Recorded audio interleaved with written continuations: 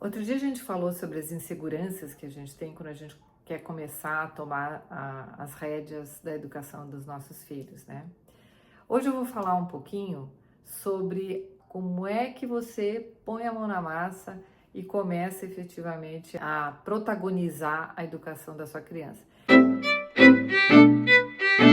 No Brasil, a gente não tem muito essa cultura da liberdade educacional, né?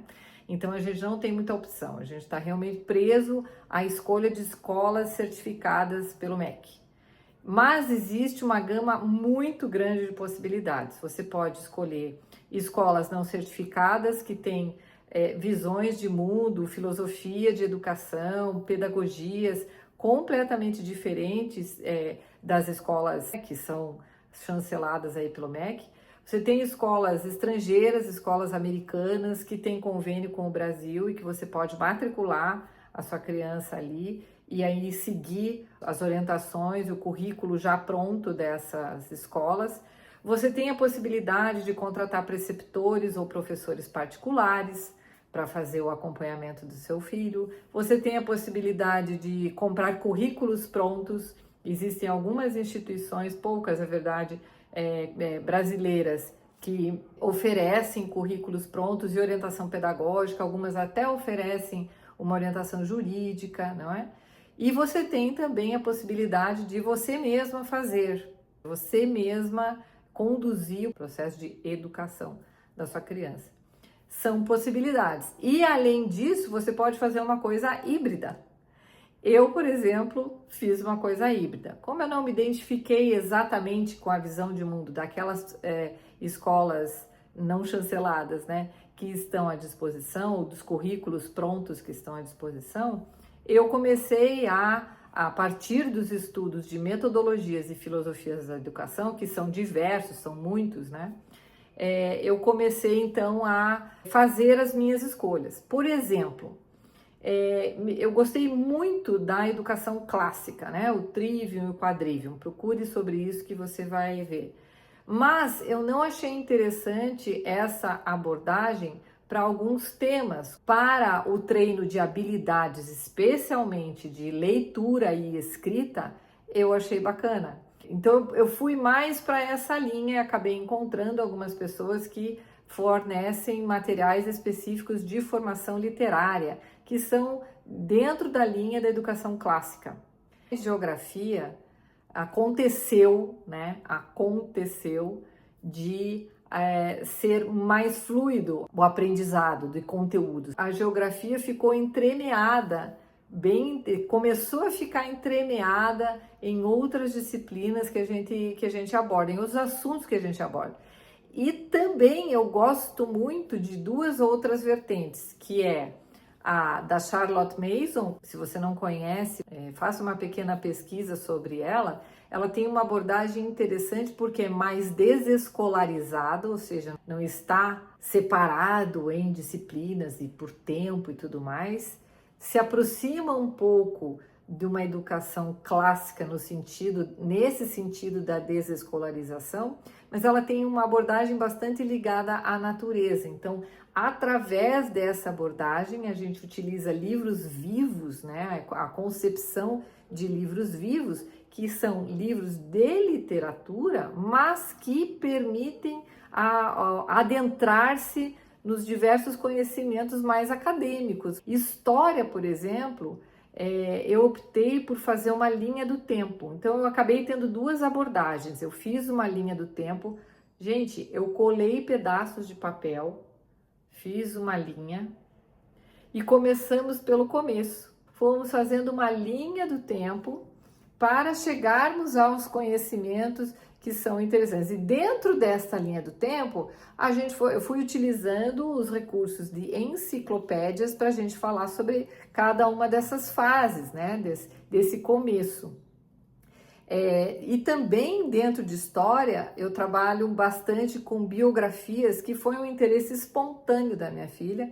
Ali eu percebi que ela gostava de conhecer as histórias das pessoas, e ciências, e a partir da formação literária com poemas, alguns poemas nos permitem entrar em ciências, né? Aquele assunto de ciências, por exemplo, a cigarra-formiga, não é? Ou fábulas, né? As fábulas permitem a gente entrar no conteúdo de ciências. É uma luta diária a gente desescolarizar a nossa mente. Veja, gente, qualquer coisa que você faça em termos de português e matemática vai ser algo além do que a escola faz e muitas vezes muito além do que a escola faz. Para citar um exemplo, se você vai numa banca de revista, existem alguns materiais, eu acho que dá todo o livro, se eu não me engano, tem, que você olha se não dá nada para aquilo, né? Que é uma coisa muito simples. Às vezes eles juntam lá, por exemplo, segundo ano do fundamental, português e matemática. E você olha ali, ele tem os treinos de habilidades. Então, caligrafia, um pouco de leitura, e matemática tem as continhas, as noções de número, enfim, aritmética de modo geral, né? E aquilo ali é um material de apoio interessante. Eu uso esse tipo de material, por exemplo, quando a gente já passa uma semana atribulada ou acontece alguma emergência, alguma situação que a gente precisa sair um pouco do planejado, né? E aí, então, eu encaixo esse tipo de material como treino de habilidades. Quando a gente está falando de liberdade educacional, a gente tem liberdade de formar aquilo que a gente entende que é importante para a nossa criança. E bem francamente, eu procurei muito currículos que tivessem de acordo com a minha cosmovisão. Não encontrei aquilo que, puxa, é bem aquilo que eu penso mesmo, né? Quando eu comecei, eu estava muito escolarizada mesmo, então eu dividi em disciplinas, português, matemática, e incluí outras disciplinas, vamos dizer, que eu entendia que eram importantes, como, por exemplo, educação financeira, trabalhos manuais, independência e autonomia. Eu acho, né, que para um adulto crescer maduro, alcançar a maturidade, ele tem que ser capaz de se virar sozinho, então ela tem que participar, por mais recursos que a gente tenha, ela tem que participar da casa em si, né, das tarefas domésticas, então isso faz parte, né, do aprendizado, além das atividades chamadas extracurriculares, mas que para mim são curriculares, por exemplo, a prática de um esporte, é curricular, porque o esporte ensina muita coisa, né? Então, é curricular também, música é curricular, arte é curricular, né? Então, sendo atividade extra, ou seja, com um outro professor ou dentro de casa, faz parte desse pacote que eu entendia ideal para trabalhar com ela. O curioso, sabe o que foi, assim, no primeiro, segundo, terceiro ano? Periodicamente eu parava para fazer avaliações, eu peguei avaliações do MEC para fazer, né? Ao final de alguns ciclos eu pegava avaliações do MEC e é impressionante quando a gente percebe os resultados.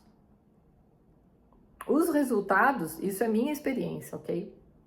São impressionantes, porque por vezes acontecia de ter um período muito atribulado. E eu achava que não estava atingindo aquelas metas, que eu não estava alcançando os objetivos que eu tinha colocado. Mas quando eu olhava para trás daqueles registros, que eu sempre fiz, isso é uma coisa importante de você manter, os registros do que você fez, pegava o material de atividades que ela tinha feito, eu via que alcançou, além de ter alcançado aquelas metas, ela ainda adquiriu outros aprendizados que sequer estavam planejados inicialmente. Então a gente percebe como a evolução mesmo da criança vai acontecendo de forma muito mais natural, porque não tem mais os freios da escola. Por exemplo, se a tua criança é a única criança que está alfabetizada na sala, e isso é extremamente comum, eu já ouvi N relatos dessa linha, a minha criança, inclusive, era uma delas, não é? Na escola, isso é um problema.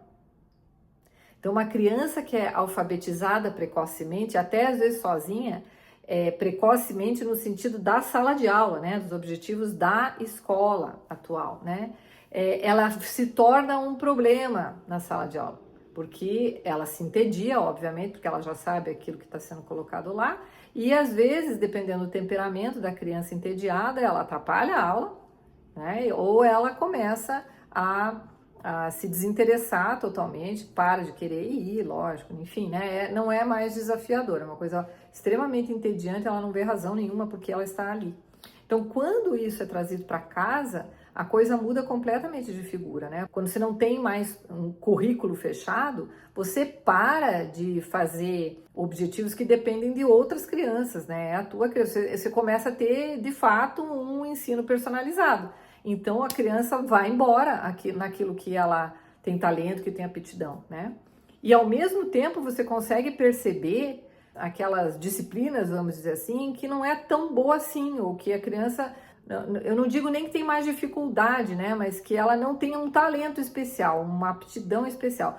Nem se fala a comparação com o BNCC, tá? Se você for comparar com a Base Nacional Comum Curricular, você vai ver, assim, primeiro que a base, ela não tem muita coisa concreta mesmo, né? Então, por exemplo, ler livros não está na base até o 4º ou 5º ano do ensino fundamental, mais ou menos. Que eu considero, assim, um absurdo, né? A partir do momento que a criança começou a ler, ela tem que ser estimulada, encorajada a ler livros. E se ela for encorajada a ler livros, isso vai ser uma coisa natural. E esse encorajamento acontece de diversas formas, inclusive pelo teu exemplo. Então, quando você está lá no momento de lazer, no momento de descanso, e você está com o livro na mão, esse é o exemplo que você está dando para a tua criança. E se você lê para a tua criança, né? Lê em voz alta, tá com livros sempre, a casa tem livros, e o hábito da leitura é da família, é inevitável que a criança também desenvolva esse hábito. Isso é, por si só, um encorajamento, não é? Da leitura. Então, isso, de fato, acontece. E em casa, a gente não trava, né? Ela vai até onde for. E eu também tenho por mim que, se ela pode mais, ela vai indo mais. Não importa se ela está vendo já conteúdos que, por exemplo, na Base Nacional Comum Curricular, está lá previsto para o 6º, 7º ano, se ela está no 2º, 3º ano. Eu não me importo com isso. Vai embora, vai ver mesmo, né? Quando você tem um ensino personalizado, que é o que acontece na educação domiciliar, você não tem obstáculos para dar vazão à curiosidade dessa criança. A escolha de material pode ser uma coisa um pouco difícil no começo, porque você tem muitas possibilidades, ao mesmo tempo que nenhuma dessas possibilidades se encaixa perfeitamente naquilo que você entende como super, você fica com poucas possibilidades. Então, e muitas vezes você tem que fechar os olhos para alguns defeitos, vamos dizer, que você considera, que talvez não seja correspondente exatamente ao que você pensa, como você vê a coisa, mas quando a forma de trabalho é muito boa, você pode adotar sem nenhum problema aquele material, né? Porque você está ali atento, você está protagonizando a educação dessa criança. Então, se tem alguma coisa no material que está em desacordo com aquilo que você pensa, ou com a ciência, ou com a sua visão de mundo, vamos dizer, você tem condição de interferir imediatamente, porque você está trabalhando ali com ela, né?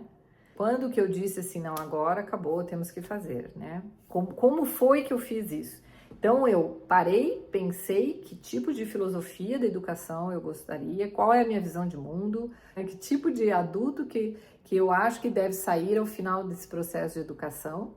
E lembrando, esse processo de educação que é minha responsabilidade, porque a partir de um dado momento, que nós não sabemos quando, em que a minha criança já esteja pronta para assumir a responsabilidade do próprio aprendizado, isso vai acontecer também. Qual é a idade que isso vai acontecer? Não é uma questão de idade, é uma questão de maturidade. Essa é a minha opinião. Não é uma questão não é uma idade determinada, mas é uma maturidade determinada. Uma maturidade no aprendizado, inclusive, né? Porque a nossa educação, ela permite isso, fazer com que a criança aprenda a aprender. E, inclusive, descobrir outras formas de aprender que não lhe foi ensinado através da gente, através da educação domiciliar. Mas quando a gente fala de liberdade educacional, a gente está ensinando isso também para a criança, né? Ensinando que a gente é livre para se educar. E se a gente tem objetivos individuais, próprios, pessoais, o melhor caminho é se autoeducar para atingir esses objetivos. Então, está cheio de exemplos maravilhosos por aí, exatamente nesse sentido. Quer dizer, quando a escola não deu nada, a faculdade não deu nada, não foi útil para que a pessoa pudesse prosperar, mas ela, sentindo uma necessidade de aprender, foi atrás, aprendeu, resolveu as suas questões e prosperou, não é? Então, esse é um dos maiores aprendizados, eu acho, que a gente corta caminho para a nossa criança que está em educação domiciliar. Ela tem condições de aprender a aprender de fato e, com isso, prosperar na direção que ela resolver tomar e, portanto, assumir a responsabilidade do seu próprio aprendizado. Eu simplesmente comecei. Você vai fazer erros também, você vai começar eventualmente com um material e você vai dizer, puxa, acho que esse aqui não foi tão bom. E olha que legal, você pode mudar no meio do caminho. Claro que não é legal você mudar o tempo inteiro, porque você perde também, né? Fica um caos. Se você a qualquer momento quiser mudar, vai ficar um caos, né? Então, como que eu faço? Eu segui uma dica de um livro chamado Blueprint Homeschool, que foi traduzido pela Cipriana Lemos. E ele pega o sistema americano, né? Foi um livro traduzido, mas essa parte eu achei bem interessante porque eles separam em 6 semanas de estudo e 1 semana de intervalo. E nessa semana de intervalo, você faz uma autoavaliação, vamos dizer, né? Uma avaliação do que funcionou nas 6 últimas semanas, do que tem que ser alterado, do que pode ser mudado para as próximas 6 semanas. Então você, vamos dizer, insiste com uma escolha que você fez durante um período de 6 semanas, a não ser que ela seja evidentemente muito ruim, que está acabando com a motivação do seu filho, ou que não está dando certo mesmo, né? Que você vê que não vai mesmo, aí é melhor você mudar. Se for uma coisa muito radical assim, né? Mas geralmente esse fluxo de 6 semanas, ele é bem interessante, não é muito rígido também. É uma ideia, né? É um parâmetro. Essas 6 semanas são um parâmetro interessante porque dá um pouquinho mais de 1 mês de trabalho dentro de um sistema, de uma metodologia ou de um material que é interessante para você testar para ver se é legal. E aí você vai ajustando, você vai ver que são poucos ajustes que você faz.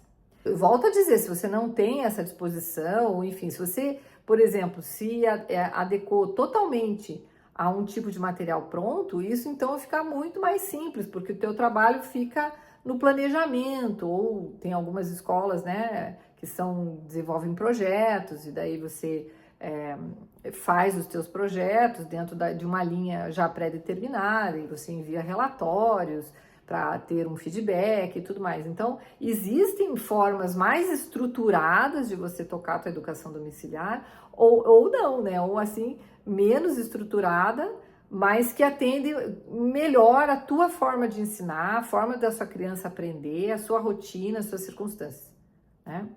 E uma outra coisa que eu fiz e que eu achei assim que foi extremamente útil, eu fiz um período de transição para eu sentir na prática como seria uma rotina de educação domiciliar. E aqui reforço, com escola ou sem escola. Então, o que eu fiz? No contraturno da escola, eu então comecei a pôr em prática. E para que eu fui fazer isso? Para eu ver várias coisas, para eu testar várias coisas, para eu testar eu mesma, como que eu tocaria isso, para testar ela, para ver como que ela responderia a isso, para testar os materiais que eu tinha selecionado ou desenvolvido, não é? Enfim, para testar tudo isso. Foi um período de transição. E eu fiz isso durante um semestre inteiro. E o que me surpreendeu foi a facilidade com que a gente entrou rapidamente no ritmo. Foi muito simples, foi realmente muito simples de entrar num ritmo mais contínuo e menos desgastante. Porque a gente sabe, né? Eu acho que eu já falei em outro vídeo, mas a gente sabe que daquele período todo que a sua criança passa na escola, mais ou menos 1/3 daquilo que é usado para aprendizado de verdade. O resto são intervalos diversos, atividades diversas, manejo de turma, controle de comportamentos e de condutas e tal. Então, aprendizado mesmo é muito reduzido. Quando você faz educação domiciliar, 4h30 lá, vira 1h30 aqui. E olha lá. Em 1h30, a tua criança aprende mais do que em 4h30 na escola. Essa foi a minha experiência. Se você achar que já está na hora, testa isso na sua casa. E esse sistema que eu fiz, né, de fazer essa transição, ou seja, vai para a escola e no contraturno a gente faz aqui, e foi mais ou menos isso, foi em torno de 1h, 1h30 por dia. A facilidade com que acabou acontecendo foi assim impressionante, né? Foi impressionante. Inclusive os imprevistos que ocorrem. Os imprevistos também se resolvem de forma muito simples se você tiver calma e tranquilidade. Se você não for do tipo de pessoa também muito ansiosa, que não, eu tenho que cumprir isso aqui, eu tenho que fazer essa meta aqui, né? A gente tem que lembrar que a gente pode ter flexibilidade, porque a gente está dentro da vida real. E a vida real acontece. Ela não é assim toda bonitinha. Na escola também não é tudo bonitinho. Você não pode imaginar que aquela grade horária lá que o teu filho tem semanal e diária é cumprida 100% daquilo lá. Onde ficam os projetos psicopedagógicos, as interferências de projetos de educação sexual, de altas habilidades, de rodas de conversa para resolver problema de bullying, e não sei o que, aonde que tá, em que horário que tá da grade horária do teu filho, né? Então, ali, ou acontece alguma coisa dentro do ambiente escolar que para tudo, né?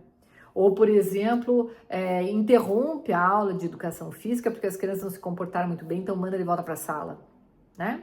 Então, quer dizer, a grade horária que está ali na agenda do seu filho também não é cumprida totalmente. Isso aí vamos esquecer que isso daí acontece, porque não acontece, né? Não acontece, tá? Então, é só para ter uma ideia, é um planejamento, assim, geralzão. Em casa, a gente também tem as mesmas questões. Você também vai ter ocasiões, vezes, situações em que não vai acontecer tudo perfeitamente. E tá tudo bem. E tá tudo bem. E está tudo bem. Você vai observar no decorrer da educação domiciliar que se o seu filho ficar um dia sem receber nenhum conteúdo, ele ainda vai estar 10 vezes mais adiantado do que se estivesse na escola. E se ele permanece na escola, você vai ver da mesma forma. Da mesma forma. É importante a gente lembrar que o aprendizado, ele acontece como sempre aconteceu na nossa espécie. E que a escola é uma invenção moderninha, de não tem mais de 200 anos. Vamos lembrar disso. A gente aprende porque a gente aprende. Porque essa é a característica da nossa espécie. Uma das características da nossa espécie é aprender e ensinar as futuras gerações. Isso é uma característica da nossa espécie. Não é responsabilidade da escola, não é uma coisa maravilhosa que aconteceu só depois da escola, né? Então vamos entender isso. O aprendizado não depende da escola. Não depende da escola. Aliás, a gente aprende muito mais fora da escola do que na escola. Então a sua criança vai continuar aprendendo. E se você tiver uma configuração mental de oportunidades de aprendizado no ambiente domiciliar, você vai ver que qualquer coisa que você faça, você vai para a cozinha fazer alguma coisa, você pode ensinar o seu filho a fazer a matemática. Matemática. Ou geografia, ou história, ou ciências, e mesmo português. Você veja que é verdade, é verdadeiramente isso que acontece. Qualquer momento é momento de aprendizado. Então, se a gente está configurado, a nossa cabeça está configurada para isso, os jogos que a gente faz nesse sentido, até a criança mesmo propõe. Minha filha, por exemplo, adora fazer jogos de palavras quando a gente está no carro. Vamos brincar para paroxítona, paroxítona e oxítona, começando com a letra A, vamos lá. E eu lá, dirigindo, e a gente no carro vai dizendo palavras que começam com A e que são oxítonas, ou paroxítonas, ou proparoxítonas, polissílabos, dissílabos, trissílabos, monossílabos. Ali mesmo no carro eu explico o conceito, o que é uma palavra oxítona, o que é sílaba tônica, o que é oxítona, paroxítona, proparoxítona. Todo momento é momento de aprendizado, né? A gente não tem essa coisa de, por exemplo, também não tem esse negócio de férias total. Férias de aprendizado não existe, porque a curiosidade de uma criança não tira férias. E se você em casa aproveita esses momentos de curiosidade para estimular, encorajar o aprendizado, ele vai acontecer, seja lá em que momento for. Então a gente tem, se a gente for considerar em termos de dias letivos, muito mais dias letivos do que a escola. Por isso, se 1 ou 2 dias, ou 3 dias, ou uma semana, ou um mês que seja, aconteceram coisas na sua vida que você não pôde cumprir o currículo inteiro, o planejamento inteiro que você fez na educação domiciliar, tá tudo bem. Tá tudo bem, sua criança não vai ficar atrasada, não há um grande drama nisso, porque ela continuou aprendendo. Ela continua aprendendo. Tá certo? Eu comecei dessa forma e para mim funcionou muito bem. Escreva aqui nos comentários como que você começou, se você tem alguma dúvida ou incerteza ou alguma insegurança de como que você, nas suas circunstâncias e na sua família, poderia começar a educação domiciliar. Se você gostou desse vídeo, deixe seu like, se inscreva no canal, compartilhe. Obrigada por assistir e espero você no próximo vídeo.